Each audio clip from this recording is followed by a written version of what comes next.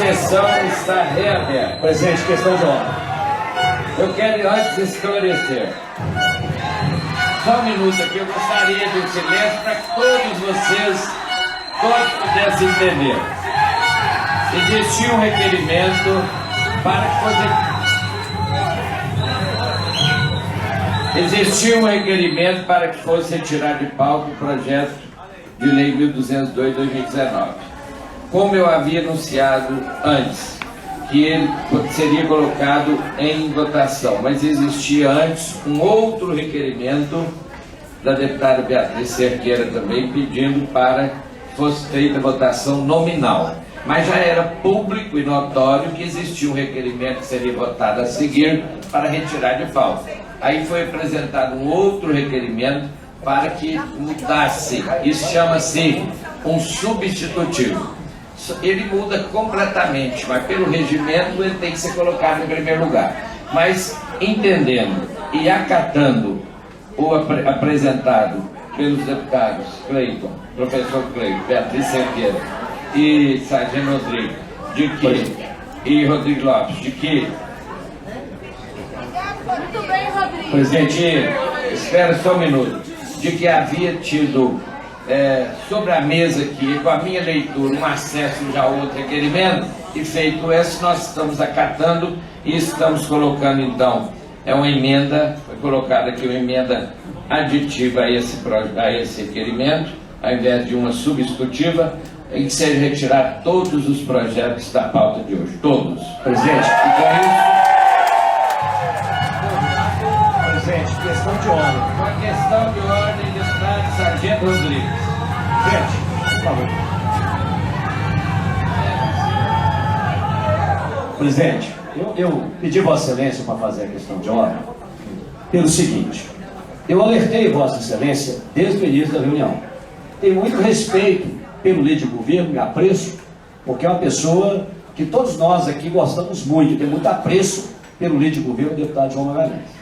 Eu alertei, o deputado João Magalhães não é membro efetivo da comissão. E nós assistimos às tratativas, antes mesmo da abertura da comissão, tanto do deputado João Magalhães, do deputado Carlos Henrique e do assessor da maioria, que eu vou deixar aqui de declinar o nome, né, até para que trata de um assessor, fazendo tratativa de como apresentaria a emenda ou substitutiva ao requerimento. Requerimento de deputado, ele não pode ser dado publicidade e ciência aos demais membros antes da sua leitura. Assim, nós entendemos que é o mesmo rito do processo lá no plenário. O deputado apresenta uma emenda a um projeto de lei. Nenhum outro deputado tem acesso àquela emenda enquanto a emenda não é lida pelo presidente e remetido à comissão temática. Então, eu fiz a questão de ordem, insisti para que Vossa Excelência pudesse dizer qual seria a ordem dos trabalhos, porque eu estava preocupado com aquilo que estava se desenhando aqui nos bastidores. Então, eu quero reafirmar a decisão de Vossa Excelência, de encerrar a reunião. Eu não quero esse projeto, porque o que nós temos na minoria, porque o líder de governo e o líder da maioria aqui, eles enxergaram que eu apresentei 62 requerimentos, a Beatriz mais de 70, e o professor Cleiton da mesma forma. Eu disse claramente, cada um de nós podemos encaminhar cada requerimento em 10 minutos. Então nós ficaremos aqui, pelo menos umas 24 horas, apenas encaminhando requerimento, antes de chegar no processo de votação. E é óbvio, no sistema de obstrução regimental, nós temos que usar tudo aquilo que a gente tem em mãos. Se os projetos não foram retirados da pauta, então nós apresentamos requerimentos também para inverter a ordem, também para discutir, para adiar a votação de todos os projetos que estavam. Ou seja, nós não estaríamos aqui pelo menos uns 2 dias de sequência direta. Qual é a estratégia que nós usamos? Então, eu quero apenas dizer para Vossa Excelência que não permita, porque nós teremos uma nova audiência pública, e é bom que vocês saibam disso, no dia 14, a Beatriz lembrou aqui o requerimento de minha autoria, também ela apresentou o requerimento, também o professor Cleiton. Vocês têm que manter vigilantes o tempo todo. Dia 14, nós precisamos de vocês novamente, porque nós não podemos deixar esse regime de destruição dos servidores passar. E me espanta que o governador Zema tente vestir a roupa do Bolsonaro. Não cabe nele. É preciso que ele tenha algum amigo sincero que diga a ele. Primeiro que Minas Gerais é a terra de Tiradentes, é a terra de Tancredo Neves, é a terra da democracia. Então não é possível um governador, de modo vil, se alinhar à extrema-direita e querer proteger terrorista. Fica feio. Fica feio duplamente, porque o governador Zema veio à reunião dos governadores com o presidente Lula. E por que ele não falou? Por que ele não perguntou para mim, que estava lá? Por que ele não perguntou para o presidente da República, que estava lá? Seria mais decente, né? Do que falar posteriormente. E em terceiro lugar, um apelo que eu faço ao governador. Um momento grave é preciso ter ponderação, porque, veja, imagine se alguém tivesse dito nos dias seguintes à tragédia de Brumadinho que ele sabia e deixou acontecer para poder ganhar dinheiro. Como ele se sentiria? Isso parece aquela história do estupro, que a mulher é estuprada e é, ao mesmo tempo, acusada de ser culpada porque estava de vestido curto. Nós não estávamos, nós não somos agentes do que aconteceu. Nós somos vítimas. Não é vitimização, nós somos vítimas. O Poder Executivo, o Poder Legislativo e o Poder Judiciário. Fomos atacados por golpistas, por terroristas. Somos vítimas. E é preciso que haja a proteção à lei por todos. Eleição tem em 2026. Agora, não acho que seja adequado um candidato querer se colocar na agenda sendo uma espécie de sub-Bolsonaro. Fica feio. A investigação é vital e, ao que tudo indica, o documento foi redigido já nos estertores do bolsonarismo. Porque há uma singularidade. O documento alude à data 12 de dezembro. E a data da diplomação era 19. Ela foi antecipada, e eu acompanhei isto, eu participei disto, ela foi antecipada bem em cima, visando exatamente prevenir atos de violência. Então, certamente, aquele documento foi escrito em dezembro, com a eleição já com resultado conhecido, o que torna o documento mais grave ainda. E faço questão de frisar, um documento juridicamente bem escrito, o que aumenta a sua gravidade, porque mostra que havia ali uma junta de desvairados e de criminosos. Aquele documento não foi escrito por uma pessoa que acordou, como você disse, teve um pesadelo, sonhou com Médici, e para mim é pesadelo, para essa pessoa provavelmente era um sonho, lá sonhou com AI-5, imaginou que ele seria parte de um novo golpe supostamente redentor, teve este sonho, esse pesadelo, acordou e escreveu. Não, não foi isso. Porque eu conheço essa gente, eu conheço essas pessoas. O documento era bem escrito, o documento tinha uma arquitetura engenhosa. E faço questão de dizer isso não como um elogio, mas como uma reprovação, porque isso aumenta a gravidade.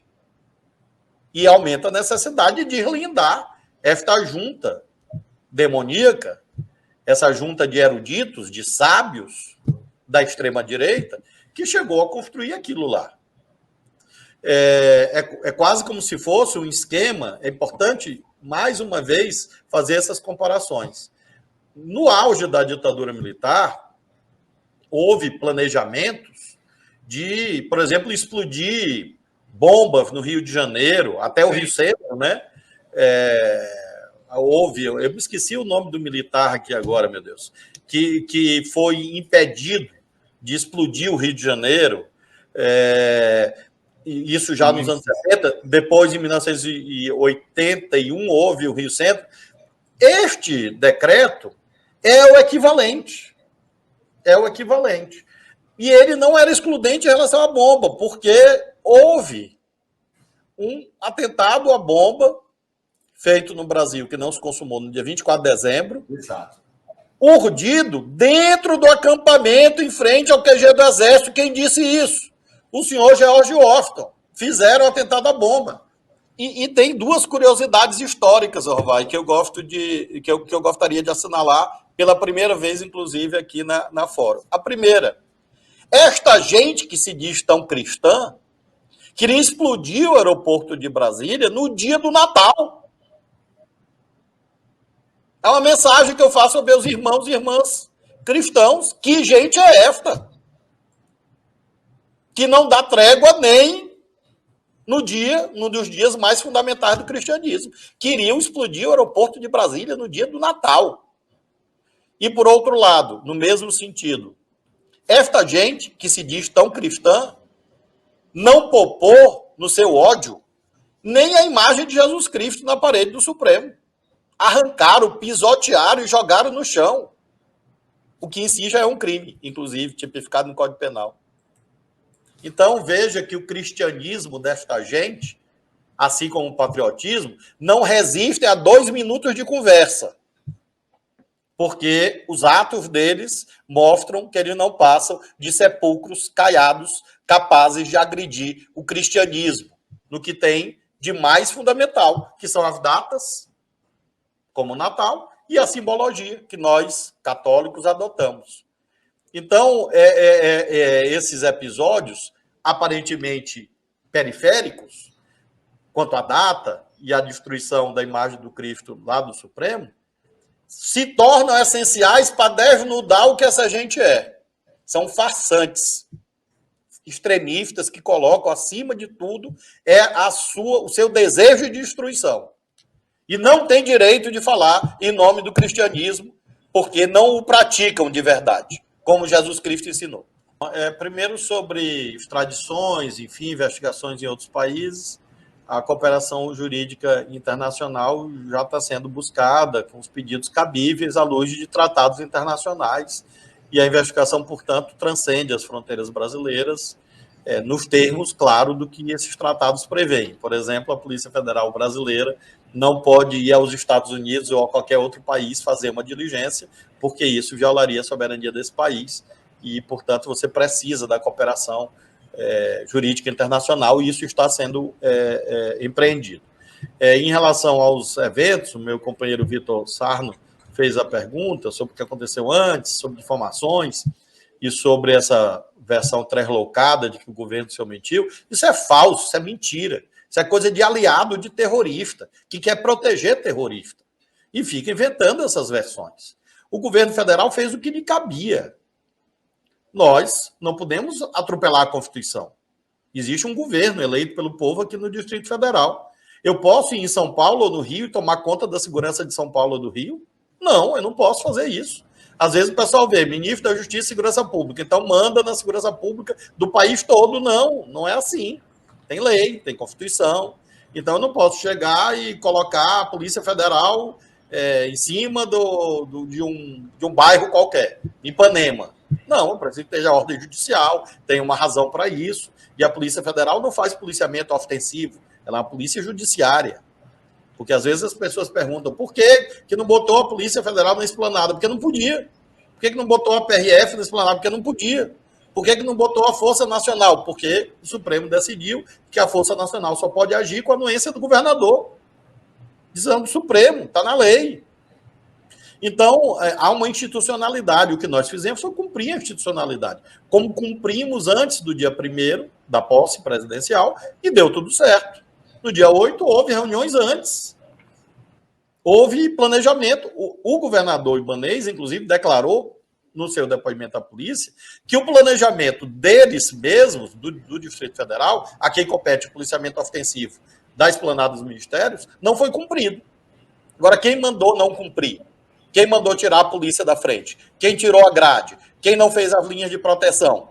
A investigação vai dizer, está instaurada sob comando do interventor federal Capelli e aqui também da Polícia Federal, porque alguém fez. Por ação ou por omissão. Vamos aprofundar a investigação em relação a isso.